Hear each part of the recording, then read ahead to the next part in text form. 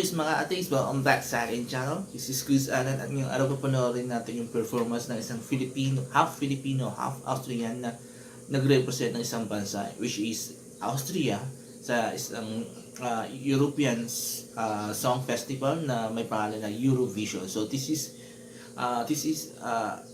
ayoko ulit, matagal ko na itong sinusubaybayan itong contest na to since 2018. So this is my 5th year kung tama ako, or more than 5 years, 7 years na. So yung papanoorin natin performance is performance ng winner. So itong si Half Filipino is the winner of this year's Eurovision. So di ko na ito patatagalin pa, papanoorin natin yung video at mamaya ibibigay yung reaction at opinion ko at the same trailer. So let's go!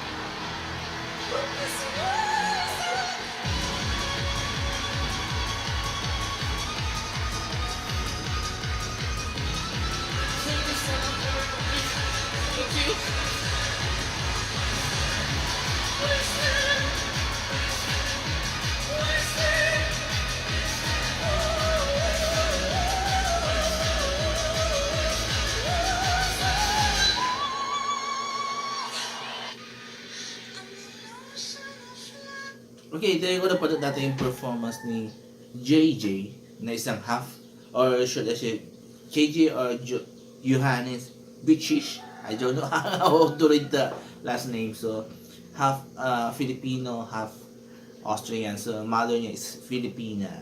Si Johannes, para sa hindi nakakalam, sumali na to sa The Voice UK. The Voice Kids, I think yon. So but unfortunately hindi siya nanalo doon. So na-redirected siya sa Eurovision. So obviously hindi ako masyadong updated sa mga songs ng Eurovision, and wala akong idea sa mga songs songs na kasali dito, unlike in the past na talaga sobrang tutok ako. So nung naraman kong nanalo itong half Filipino, nakaroon ako ng interest, and ang ganda ng song actually. Yung umpisa niya, sobrang baba ng boses niya nung umpisa, then in the middle biglang tumaas yung boses. Doon nakita natin kaano ka powerful yung boses niya, diba? So ang galing-galing ng performance niya, and deserve niya. Tas song, hindi ko masyado maintindihan yung song kasi I don't know kung it's in English or in Austrian or German yung lyrics, but it's ang title nito is Wasted Love. So yun, ang ganda. Para sa akin maganda yung song kasi karamihan kasi ng mga kasabayan this year was yung mga sabihin na natin corny songs. Hindi maganda. So yun. So finally they choose this song and they won. So may botohan kasi ito. So binoto ng mga European itong song na to and maganda. Ang galing yung pagkakapili nila. So again yung sa performance ulit ni JJ o Johannes, ang galing. May mga part lang na medyo off-key pero kasi this is the final na yung after nyo proclaim o ma-declare na winner, so parang hindi na importante yung kung off-key o hindi. Actually hindi rin masyado importante kung off-key o hindi yung or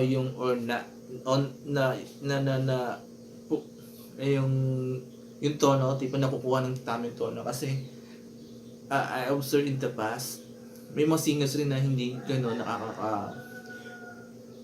yung tono niya nakukuha ng tamang tono. Kasi ang importante dito yung song. Yung song talaga focus nila, not mostly sa performance. Pangdagdag na lang yung stage performance ng mga singers, diba? So again, this song is very beautiful. Ang ganda.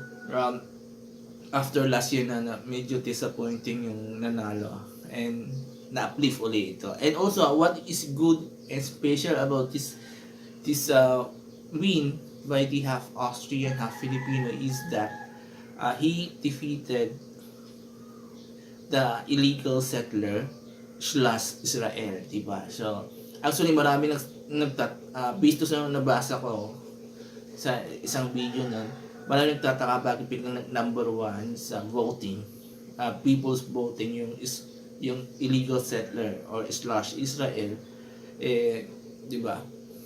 So yun, and that's why ang dami natuwa when Austria won this year's Eurovision kasi marami nang nagpo-protest against the illegal settler na Israel. So yun. Nako pa, marami magalit sa akin yan.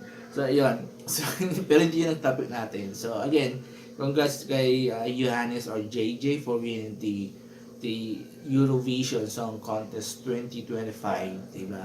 Title.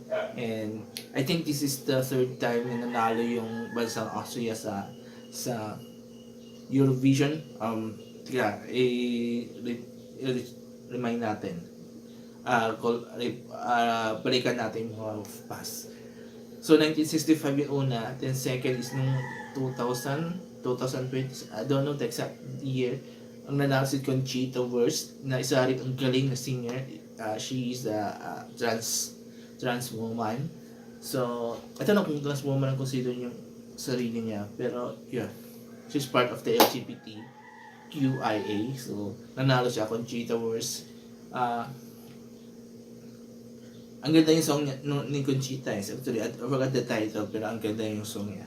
So, this one is also ang galing-galing. So, ayan. So there you go. So congrats again to Johannes, and as a Filipino, we are proud of you, Johannes. Pinoy pride, diba? So there you go. So kayo ba quiz mga artist na gusto niyo yung performance ni Johannes dito sa Eurovision Song Contest 2025? Mag-comment kayo dito sa baba. There you go.